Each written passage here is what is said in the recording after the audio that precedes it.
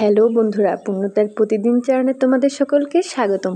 আজকে আমি রান্না করব তুলার ডাঁড়ি মাছ, তাও আবার কম মশলায়। কীভাবে রান্না করি চলো দেখো।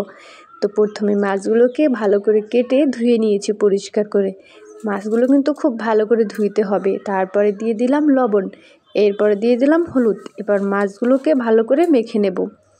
মেখে নেওয়ার পর চুলায় কড়াই বসিয়ে দেব। কড়াইটা দিয়ে যখন ধোয়া উঠবে তখন দিয়ে দিব তেল, আর তেলটা যখন গরম হবে তখন এক এক করে সব মাছগুলো দিয়ে দিব।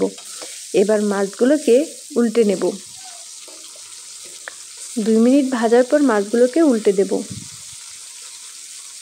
তো দেখতেই পাচ্ছ মাছ কিন্তু এক পাশ কিন্তু লাল হয়ে গেছে, এবার অন্য পাশও লাল করে ভেজে নেব।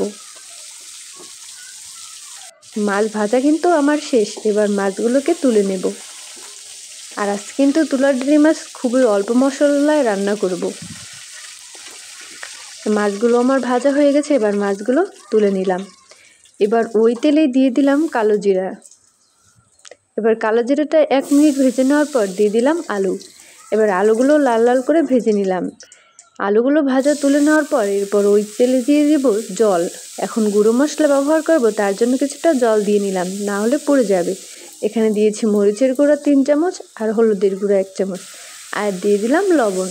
এবার মশলাটা দিয়ে যখন তেল উপরে চলে আসবে তখন দিয়ে দিলাম পরিমাণ মতো জল। এবার জলটা যখন ফুটে উঠবে তখন এর মধ্যে আলু আর মাছগুলোকে দিয়ে দিব।